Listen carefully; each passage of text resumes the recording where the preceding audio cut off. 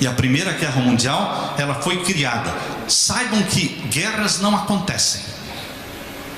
Guerras não acontecem. Guerras são planejadas entre os líderes das nações. E que os soldados morram. Eles não estão pensando nos soldados. E as guerras geralmente não acontecem pelos motivos que são publicados nos jornais. São outros motivos escondidos que estão por trás dos panos.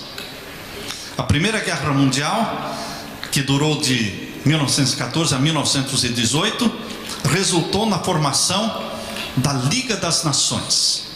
Pense na Liga das Nações como sendo a ONU daquele tempo. Mas, queridos, não funcionou. A Liga das Nações não foi para frente, não vingou o plano. O plano de ter um governo mundial, já em 1920, quando foi criada a Liga das Nações, aceleraria os eventos proféticos. Mas não aconteceu. 63 nações entraram para a Liga das Nações, mas a principal não entrou. Estados Unidos da América do Norte ficaram fora. Então a Liga das Nações fracassou. E eles tiveram que revolucionar o mundo e tiveram que planejar uma Segunda Guerra Mundial de 39 a 45 para então criar a Liga das Nações moderna, chamada Organização das Nações Unidas. Foi formada com 53 nações, mas que hoje tem 193 nações fazendo parte da ONU. A ONU é o primeiro passo bem sucedido em direção à nova ordem mundial.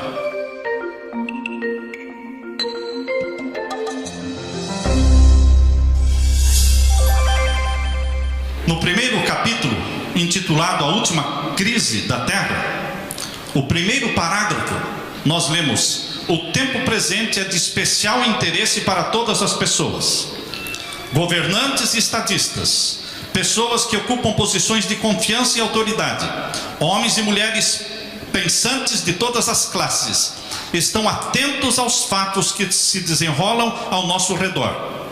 As relações tensas e inquietas entre as nações exigem cuidado. Essas pessoas estão observando a intensidade que está tomando posse de todo o elemento terrestre e reconhecem que algo de grande e decisivo está para ocorrer. Ou seja, que o mundo se encontra à beira de uma crise estupenda. Isso foi escrito em 1914. E em 1914 começou a Primeira Guerra Mundial, ceifando mais de 20 milhões de vidas. Quando você estiver lendo o Espírito de Profecia, e você vai observar que o livro Eventos Finais, ao ser feita essa compilação dos eventos finais, eles tiveram cuidado de colocar a data em que foi escrito o texto. Isso é muito importante. Você pode entender muito bem esse texto que acabamos de ler olhando para a data, 1914. A Primeira Guerra Mundial foi de 1914 a 1918. Onde morreram mais de 20 milhões de pessoas. A Segunda Guerra Mundial foi de 1939 a 1945, onde morreram 61 milhões de homens e mulheres. Quase 3 vezes mais de mortes na Segunda Guerra Mundial.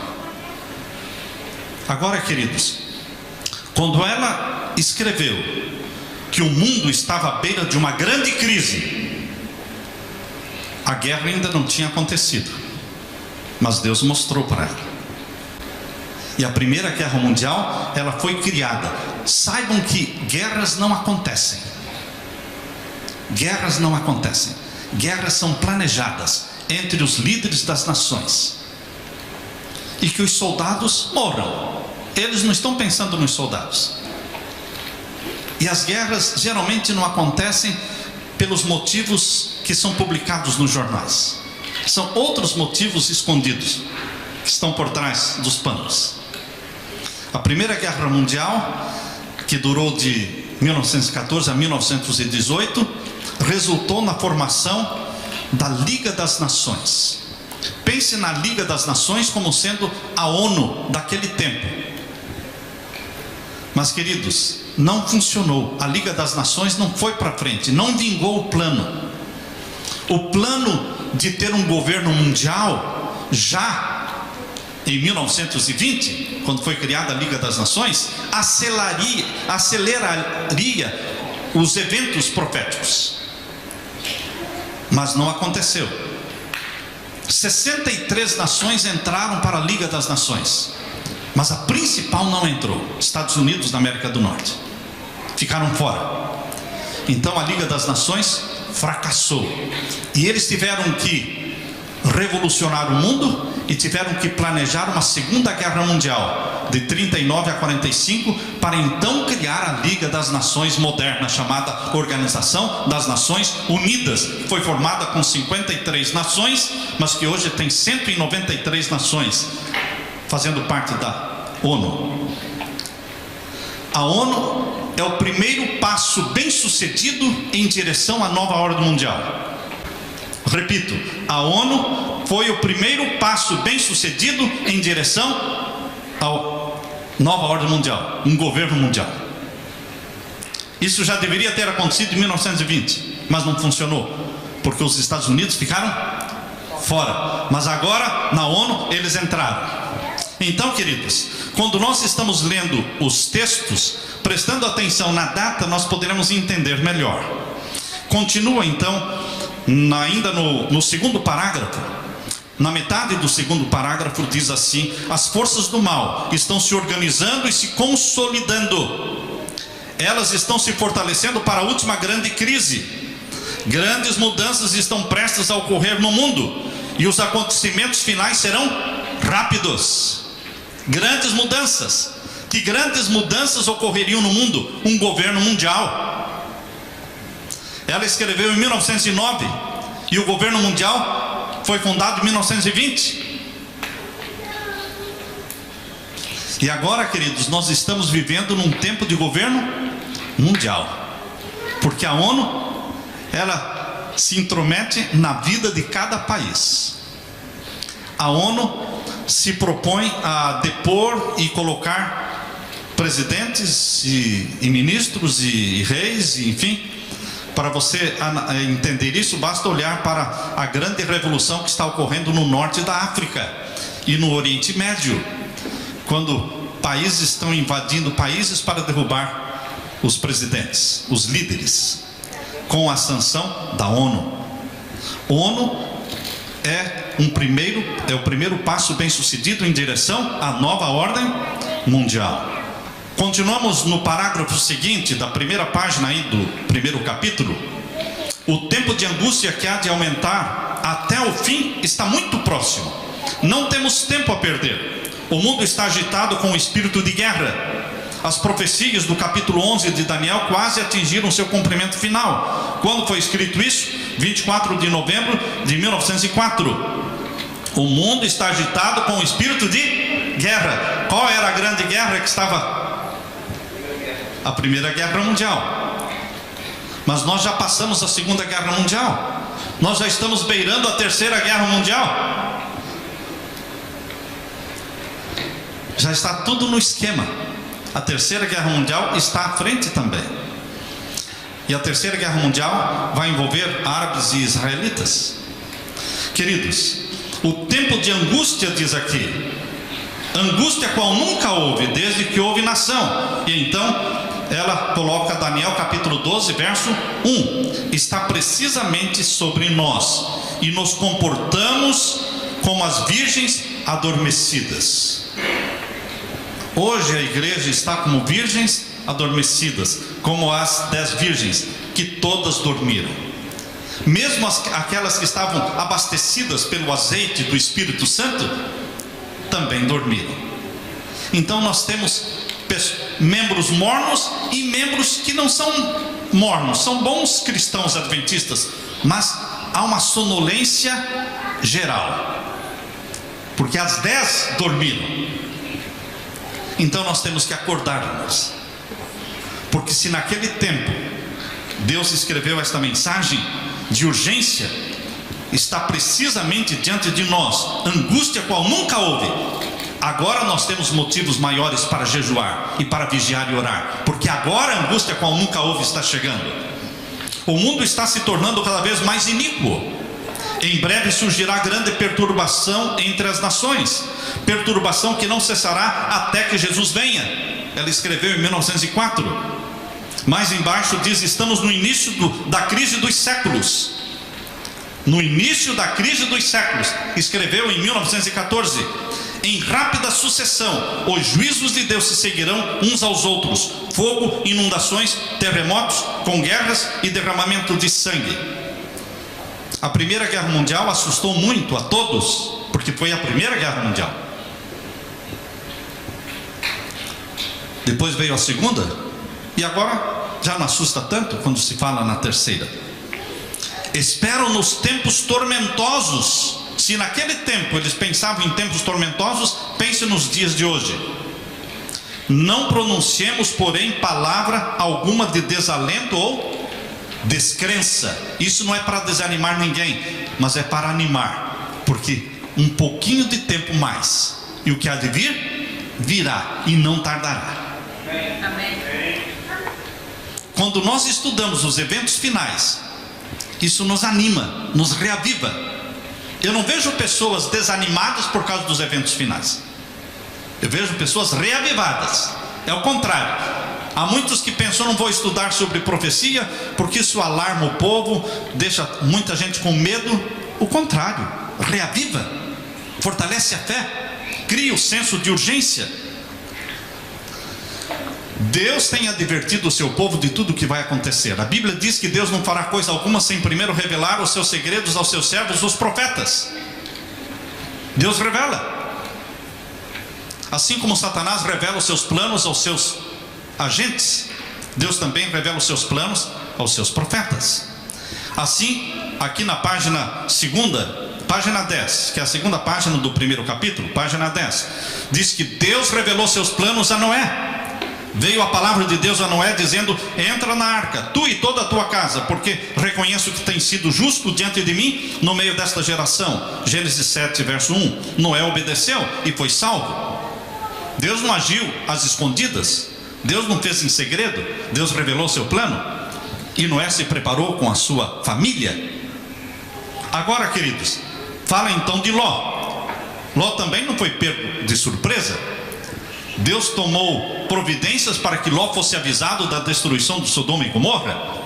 A Bíblia diz: levantai-vos, disse o anjo para Ló, levantai-vos, saí desse lugar, porque o Senhor há de destruir esta cidade. Gênesis 19, 14. Ló colocou-se sob a guarda dos mensageiros celestiais e foi salvo. Deus avisou. Da mesma forma, os discípulos foram avisados por Jesus da destruição de Jerusalém. Por que não morreu nenhum cristão na destruição de Jerusalém? No ano de 70, quando o Império Romano cercou Jerusalém e destruiu a cidade, morreram mais de 1 milhão de judeus, mas nenhum cristão, porque Jesus avisou os seus seguidores do que iria acontecer. Muitos vivem como se Deus não revelasse a sequência dos eventos finais. Deus revelou na sua palavra a sequência dos eventos finais, e Deus quer que o seu povo tenha consciência do que está para acontecer. Nós sabemos de onde viemos, nós sabemos onde estamos, e sabemos exatamente o que vai acontecer daqui para frente. Deus revela seus planos à sua igreja, ao seu povo, porém muitos não querem saber. Assim também agora nós estamos dando o aviso da segunda vinda de Jesus. Quantos estão se preparando?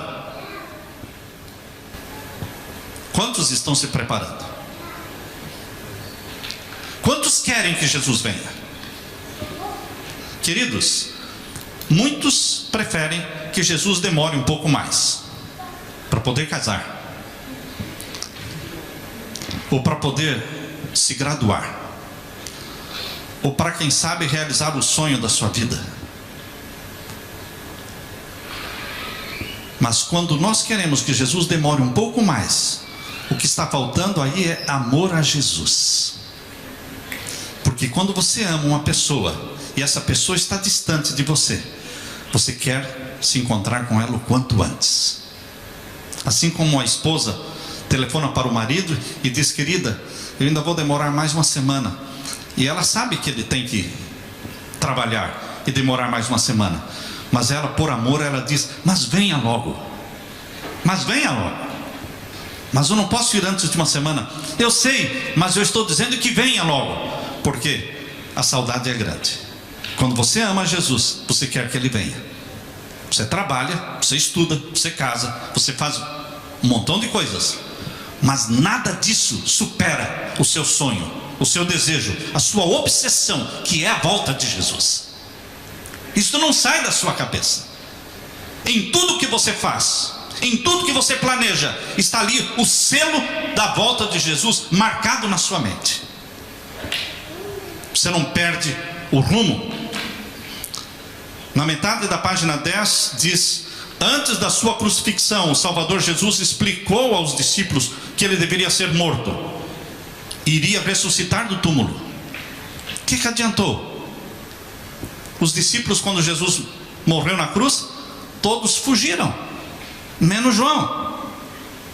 Eu costumo dizer que quando Jesus estava crucificado ali, existiam dois grupos junto à cruz de Jesus. Bem junto à cruz estava um grupo de mulheres, e então mais um pouco distante estava um grupo também de mulheres.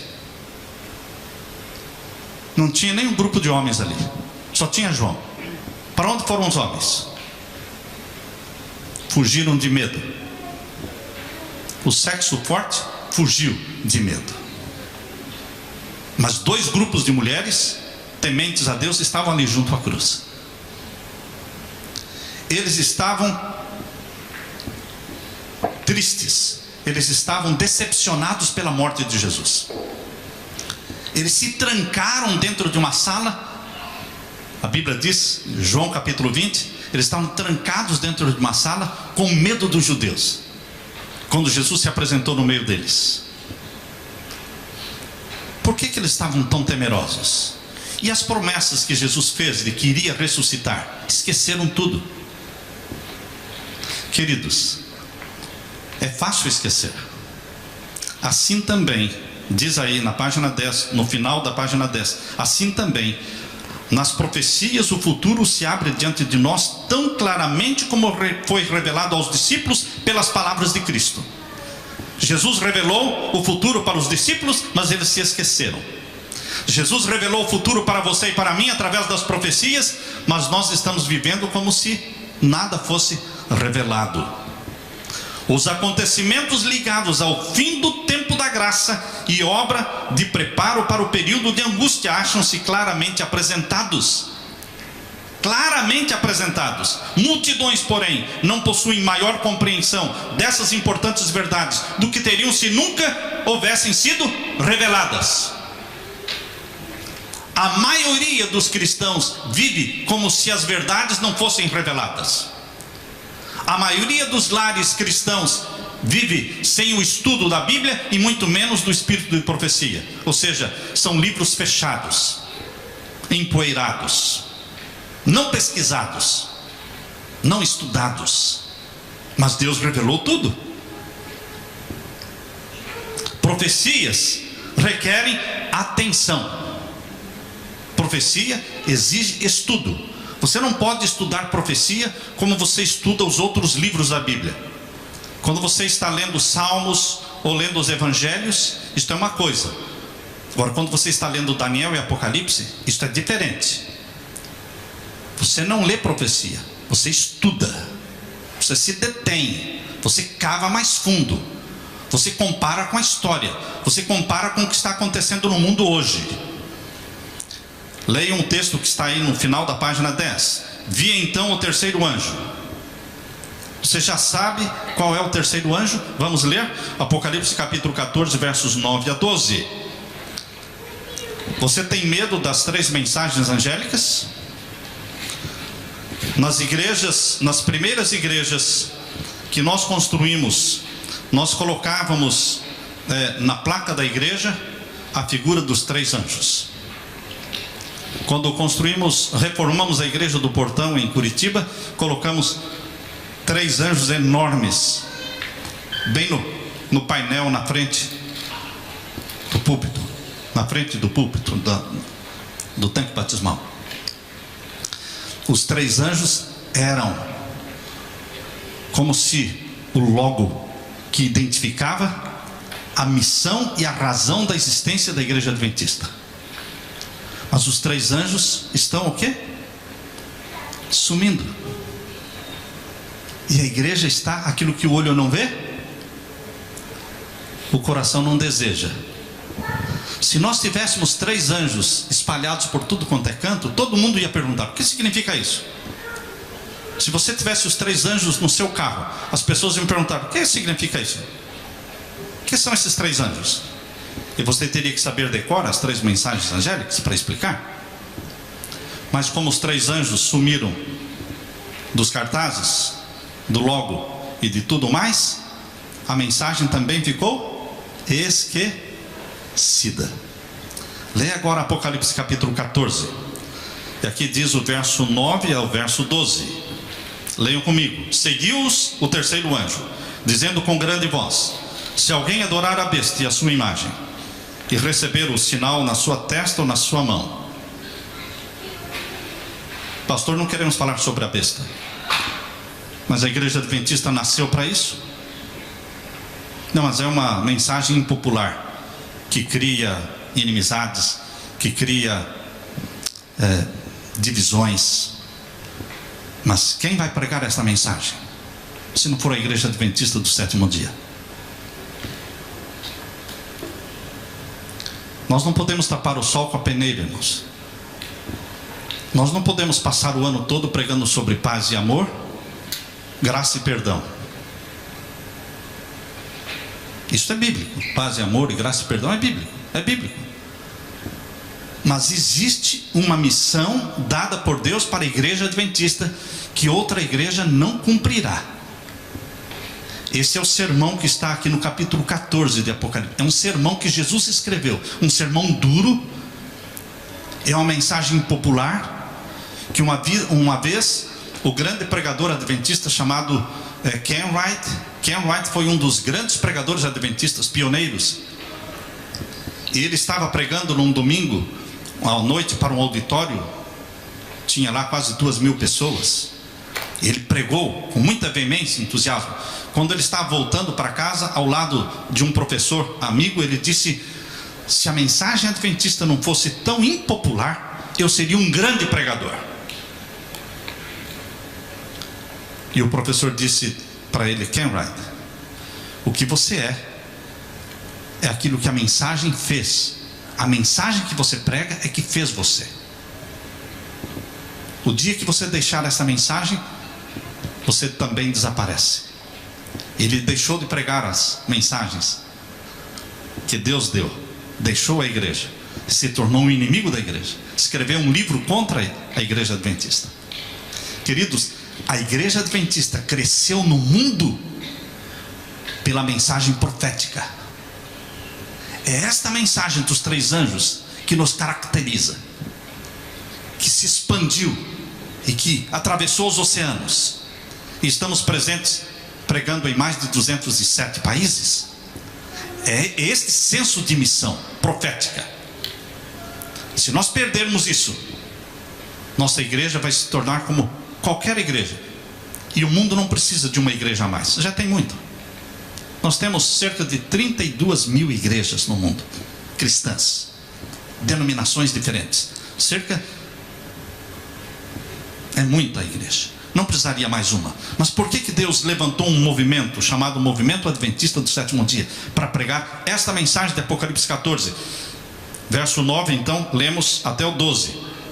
E seguiu-os o terceiro anjo dizendo com grande voz: se alguém adorar a besta e a sua imagem, e receber o sinal na sua testa ou na sua mão, também o tal beberá do vinho da ira de Deus que se deitou, não misturado no cálice da sua ira, e será atormentado com fogo e enxofre diante dos santos anjos e diante do Cordeiro.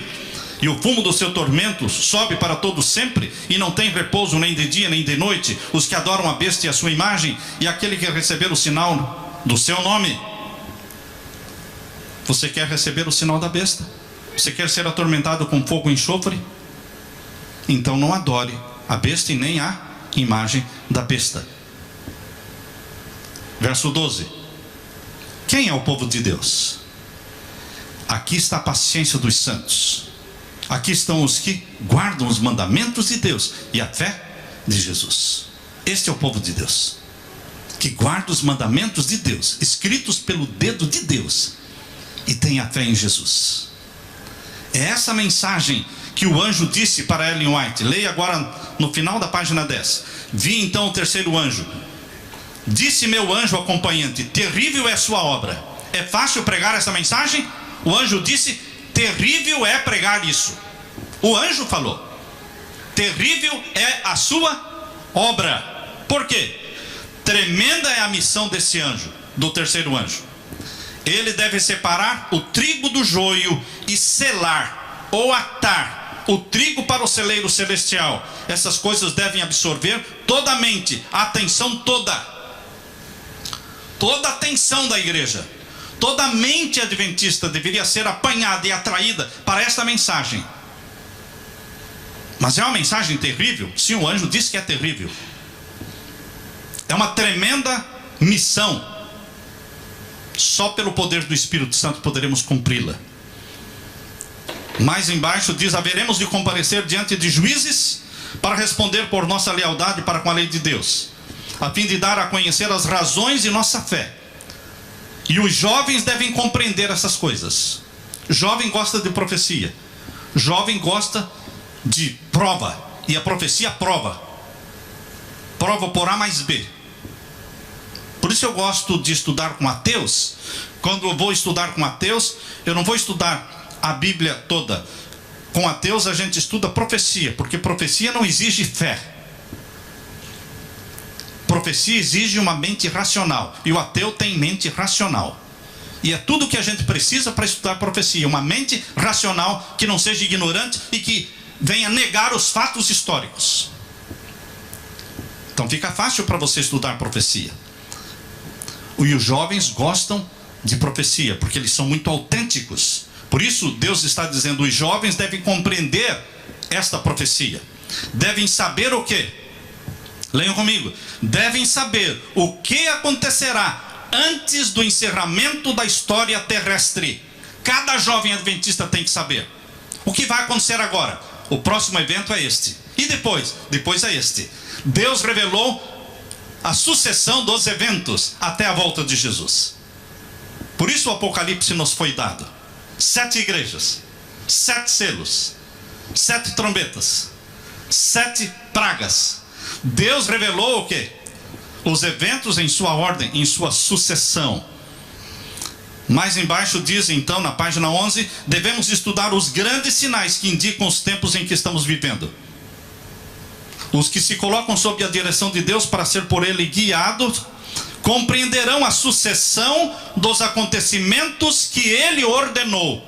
Quem ordenou esta sequência de 7 no Apocalipse? É um script que Deus escreveu. E alguém me perguntou: como é que Satanás vai fazer alguma coisa que não vai ser por o bem dele? Esse é o script. Ele é um poder vencido. Se ele quiser, ele faz. Se ele não quiser, ele faz também. Porque ele é um poder vencido. Manda quem venceu. Quem venceu foi Jesus, o leão da tribo de Judá. Ele venceu. Ele esmagou a cabeça da serpente. Então, resta a Satanás cumprir com o script que está em Apocalipse. Queridos, devemos estudar, diz aqui, na história, o cumprimento da profecia. Estudar as atuações da providência nos grandes reavivamentos e compreender o avanço dos acontecimentos ao ver as nações se mobilizando para o final combate do grande conflito. As nações estão se mobilizando para o final conflito. Mas como as nações estão se mobilizando? As 10 supernações estão se formando diante dos nossos olhos. Quando Jesus voltar, não vamos ter 193 nações. Como hoje na ONU, tem 193 nações, membros da ONU. Quando Jesus voltar, não vamos ter 193, nem 20. Nós vamos ter exatamente 10 supernações no mundo, quando Jesus voltar. Porque quando a pedra que desceu do céu e atingiu os pés da estátua de Daniel capítulo 2, atingiu os pés da estátua com 10 dedos. Então, exatamente no momento em que a pedra, que é a volta de Jesus, atingiu os pés, tinham 10 dedos. E estas são as 10 supernações. Você pode entrar na internet e procurar o mapa das 10 supernações da nova ordem mundial. Eles vão dar para você um mapa colorido e tudo numerado, colocando o nome em cada um. O mundo está se movimentando para o conflito final. Será que estamos percebendo isso? Qual é a nação das 10? Qual é a nação que está se formando agora diante dos nossos olhos? A nação número 7, que é o norte da África e o Oriente Médio, chamada nação árabe, pegando todos os países árabes. Queridos, ainda na página 11, continuamos lendo: estudar os livros de Daniel e Apocalipse. Há necessidade de mais profundo estudo da palavra de Deus? Sim, especialmente o quê? Os livros de Daniel e Apocalipse. Por que que especialmente estes livros não são estudados?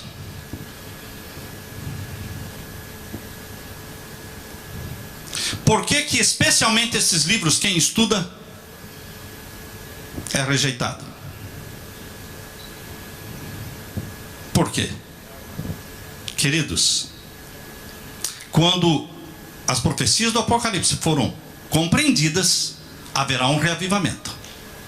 Não houve o reavivamento ainda, porque elas não foram entendidas. Porque Deus falou, quando forem entendidas, haverá um reavivamento. Por isso temos que estudar, com oração.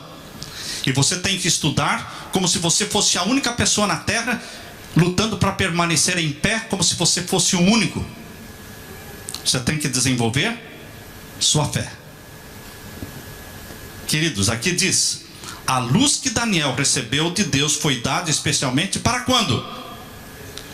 Para estes últimos dias. Por que que jogamos todas as profecias de Daniel para o tempo da Idade Média? Por que que vamos jogar até Daniel capítulo 12, que é o último pedacinho de Daniel, jogamos também para a Idade Média? Sendo que a Bíblia diz, e também o Espírito de Profecia, que a luz que foi dada a Daniel foi dada para os últimos dias. Satanás quer que você se concentre na Idade Média. Esqueça o que está por acontecer agora. Daniel capítulo 12 é um contexto totalmente escatológico. Daniel capítulo 12 é um contexto totalmente voltado para o tempo do fim, a geração em que vivemos hoje. E lembrem-se, aqui está falando Daniel capítulo 12, para o tempo do fim.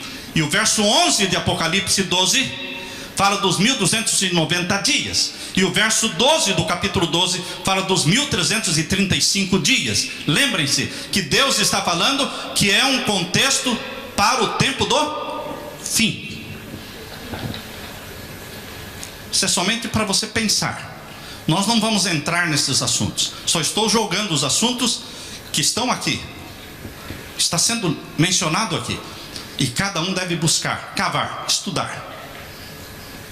As predições do Apocalipse que ainda não se cumpriram, logo se cumprirão. Essa profecia deve ser agora estudada com diligência pelo povo de Deus. E também deve ser compreendida claramente.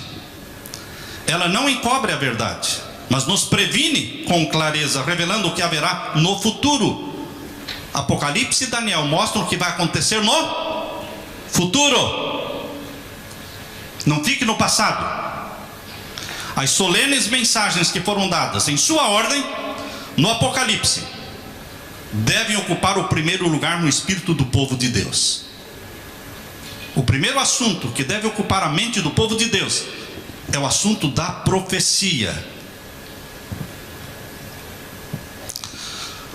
Eu estava como pastor de uma igreja e chegou ali um pastor e eu o convidei para pregar. Ele passou a ser membro da igreja. E ele, na classe dos jovens, ele tinha algumas vantagens, né? Que ele era bem mais jovem, eu bem mais velho. Os jovens levam algumas vantagens. Então ele disse para os jovens: eu não gosto de profecia, Não gosto de quem gosta de profecia. Queridos, você pode não gostar de muita coisa, mas se você é adventista do sétimo dia e não gosta de profecia, o que é que você está fazendo aqui?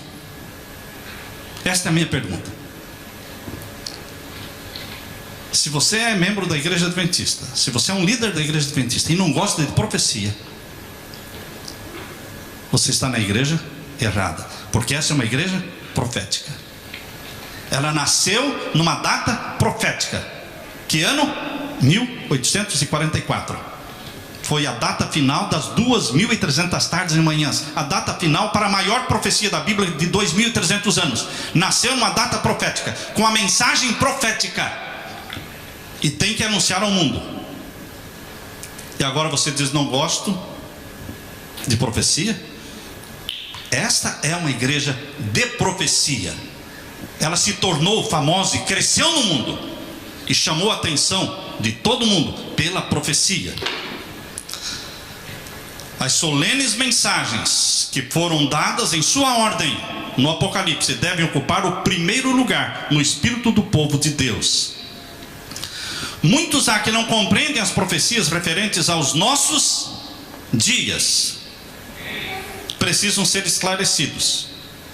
E agora, no próximo parágrafo diz: ergam os vigias agora a voz e deem a mensagem que é a verdade presente para este tempo. Eu vou gastar um minuto para explicar o que é a verdade presente. Qual era a verdade presente? Aliás, a lição desta semana, o pastor Mark Finley falou sobre isso. Lindo, lindo o que ele falou.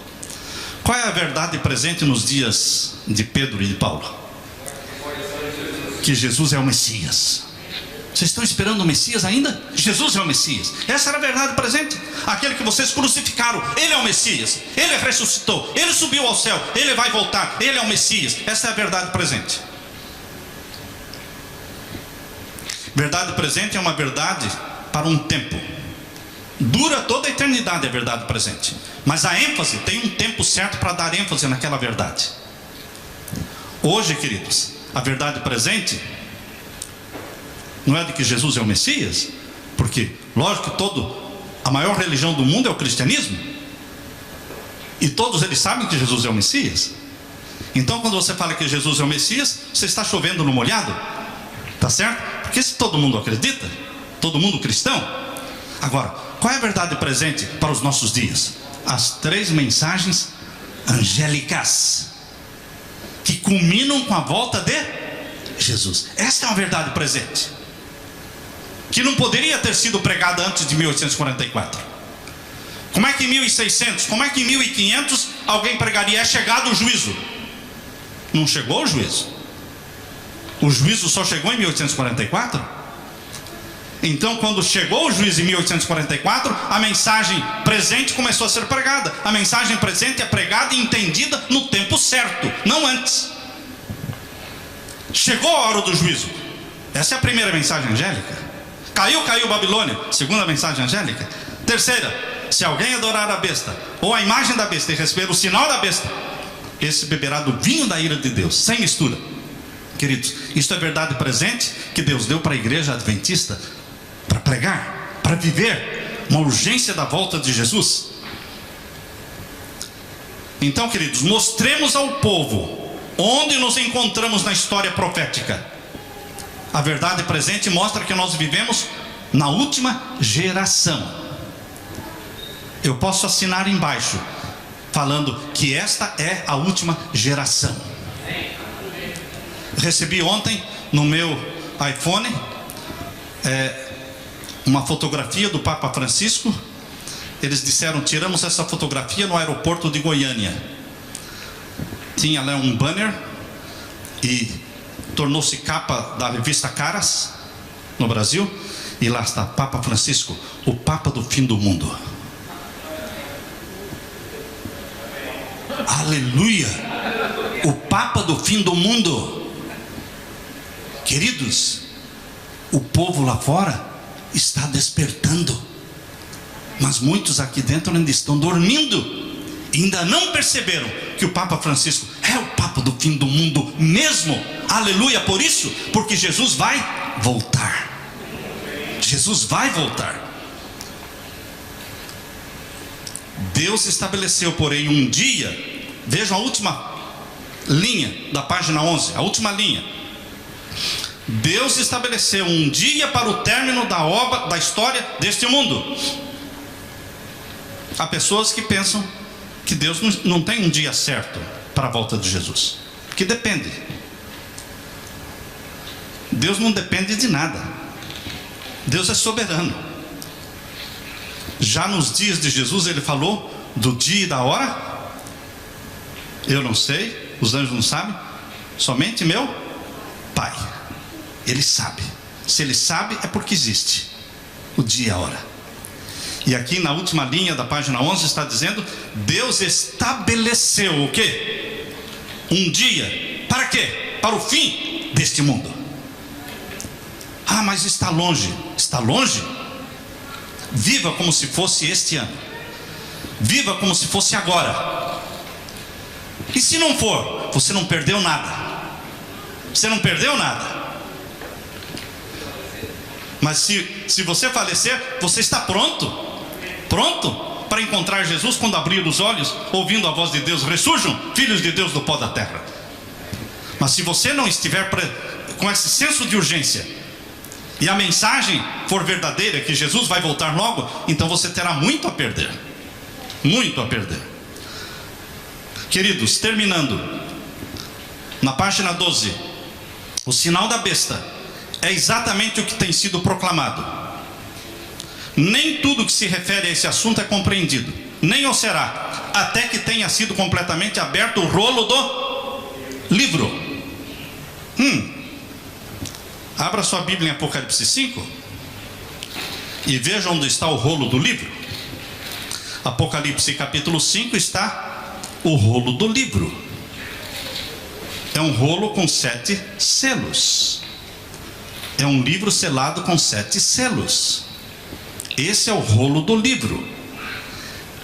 Em 1900, quando Ellen White escreveu, ela disse que o sinal da besta é exatamente o que tem sido proclamado. Nem tudo que se refere ao sinal da besta, a este assunto, é compreendido, nem o será, até que tenha sido completamente aberto o rolo do livro. Quando é que o rolo do livro será completamente aberto? Quando for aberto o 6º e o 7º selo. Nós não vamos entender isso ao abrir o 1º selo, o 2º. Este assunto do sinal da besta seria entendido quando fosse aberto o 6º e o 7º. Por que o 6º? Porque o 6º é o decreto dominical. O 6º selo. Abra sua Bíblia em Apocalipse 7. Apocalipse capítulo 7 é a continuação do 6º selo. O 6º selo começa em Apocalipse capítulo 6, verso 12.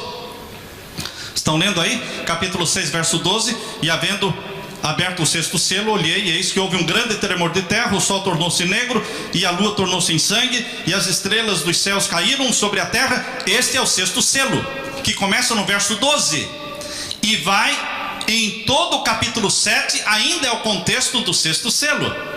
O contexto do 6º selo só acaba quando é aberto o 7º selo no capítulo 8, verso 1. Capítulo 8, verso 1, abre o 7º selo. Aí acabou o contexto do 6º.